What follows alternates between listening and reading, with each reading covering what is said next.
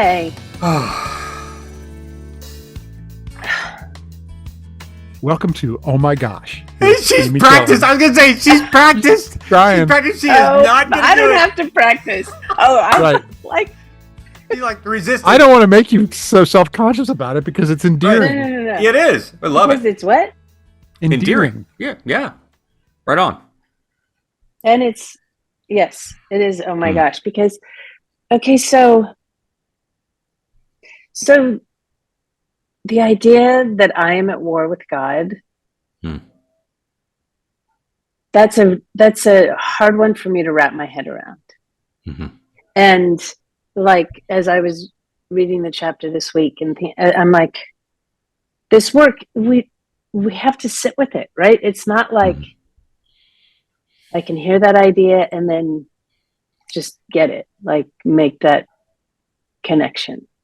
Right. So here's what, as you guys were talking and as I was reading, but like, Curt, the story of you at youth group with the guy, like, okay, violence is easy, as you say, and peacemaking is Herculean. Mm-hmm. And the only way you were able, because violence is easy. I can feel it when I like, it takes very little effort. And the only way you were able to be a peacemaker in that was because Bruce first introduced the idea, let's talk to him. No, that's not what I was expecting. I was expecting you were going to join me in my violence. Like, right.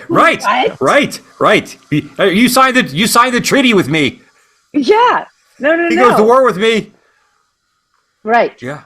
And then the only way, so then we have to be seen, soothed, safe, and secure. We have to have relationships where we are seen, soothed, safe, and secure. So we actually have somebody to bring into we do with Jesus. Totally. But we need a Bruce too that we can bring into the room with us.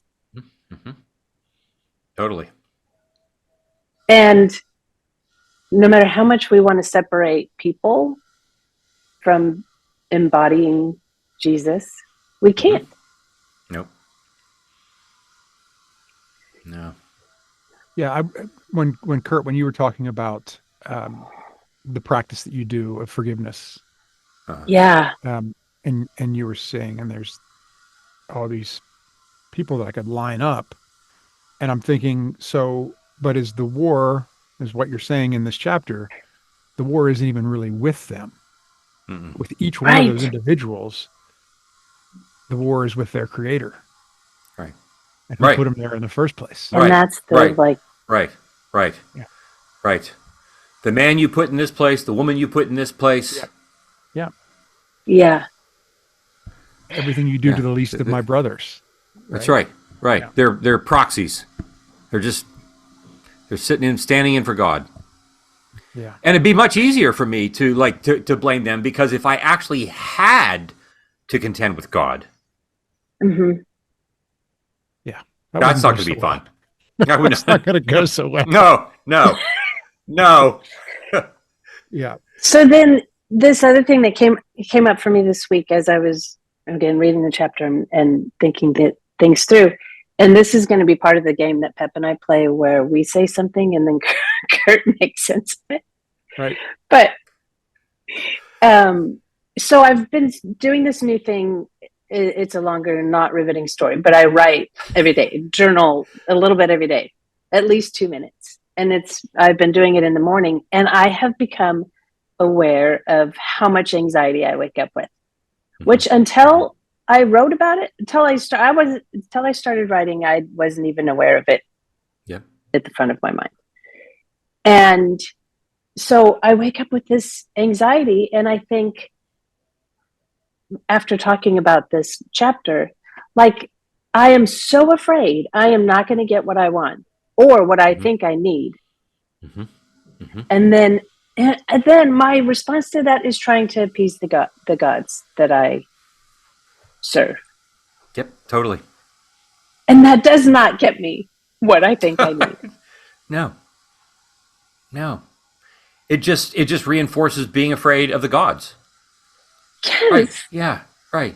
And it's like, we so easily say those ancients. So what did they obviously those poor unenlightened people who didn't really know that there weren't really No gods better. and so forth, all the things, and they were like, oh, unlike me, who's like, but I mean, that's exactly what they were doing. Like, am I going to have rain? Am I going to have food?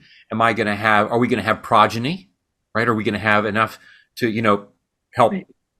harvest all the things that we're afraid we're like, it's a world of scarcity. And the scarcity Yes. tells me that the gods are upset with me. The gods are not. So I gotta appease. And I just have different ways of doing it. Right. Right. And then, okay, so the definition of hope, which I have to read because, okay, because if this is possible, then in the anxiety, I am not really full of hope. Okay, the mental state in which we anticipate a future of goodness and beauty. Right. Gosh, there's a better way. Yeah. And then, like, the three of us talking about this even now, it's like I want to understand the anxiety and how to get rid of it. And this is how to do it. Because I can't do it on my own. Right. We can't do it on our own. That's right. Does that make sense? Yeah. And this, I mean, we'll get to this. I mean, we're already like stepping into this territory. But I mean, my impression, I'll say this, my experience of all of what I write about, largely it's my own life and so forth, but it's largely what happens in the office with the dozens and now hundreds of people that I've treated over the years. And there is this sense in which when they talk about hope, they talk about it as a thing that like it's this thing that I hope, like I'm able to hope. I hope that I have hope. Yeah. Like somehow something else is going to happen outside of me over which I have no agency, and then that will give me hope. Something else. I don't have any sense that I have any agency in actually forming it and actually creating it. But this is, I think, in many respects, the whole point of the gospel. Jesus is saying, you don't have hope now because I just magically tell you have hope. Yeah. No, you have hope because I'm inviting you to have a real embodied relationship with me, and let that real material world experience do the work of changing your awareness of the world. I mean, again, God takes us and partnering with us in the creation of all of this faith, hope, and love. He takes us so much more seriously than we do. Than we take ourselves. Yeah. He wants, no, I made you to be real adults, and I want you to grow older. I want you to grow up. I want you to grow up and to become ready to take on the role of ruling other members of the divine council. Angels. I mean, this is what Paul says. Like, you're going to rule over angels. And I'm like, I can hardly roll over. I can't rule over my own sock drawer. Gosh. Okay, I'm going to end where you guys began with laughter. Because as we talked about last week, which I can't remember why we talked about this, that I keep a laughter log. And then I think about, okay, what we pay attention to, we remember. And what we remember becomes our anticipated future. And like laughter is a vulnerable act. It's a generous act. You have to have some level of safety, feel a sense of safety to do it. And I remember one time, and this is not even that funny, but thank you for that caveat before you tell the joke. It's isn't funny. It's like a stand-up. It's like a stand-up comic. He gets up on stage and says, "Just so you know, I'm not very good at this." I hope you didn't. I hope you're okay with how much you paid by the time that you leave the theater. Because okay, so we were at Seasons, the three of us, and we have sometimes had assignments, assignments is not a good word, like activities. Whatever. It's a good word. I just didn't do my assignments much of the time. I would drive Pepper crazy with the assignments I was you blowing. Wouldn't do it. Yeah. No, So this one, we were all given pens. We had a box of pens at each table, and Pep pulled out a pen, and he's like, well, this one doesn't work. And I kind of see out of the corner of my eye, he tosses it and gets another one. And then that one didn't work. You remember this, Kurt? So then he gets the third one. And we're like, oh my gosh, you buffoon. At the end of the pen, there's like this little nib of, I don't know if it's plastic. Like plastic. Yeah. Yeah. And you have to take it off. But Pepper was like, how is it that I'm getting every pen that doesn't work? And we were. I've gone through three boxes of pens. Meanwhile, you watched me do this without offering any insight until you could really make fun of me about it. Before long, like there's like the whole room's in on it. There's like 4 tables sitting over here, like we're all just watching Pep go to bed. Shaking, trying to get the ink to come out. He's like, why is it working? Pens are awful. Else? Why did you buy these pens? Yes. So all it takes is, but we do. Then we anticipate. Like that's a shift in our. Yeah. Totally. There's a comedian and a comic routine. I'm sure you're both familiar with it, called "Defending the Caveman." And this I don't know if it originated. I thought it originated here in D.C. And this would have been now, 30 years ago. Mm-hmm. And I will never forget our friend Leslie Reed. Okay, mm-hmm.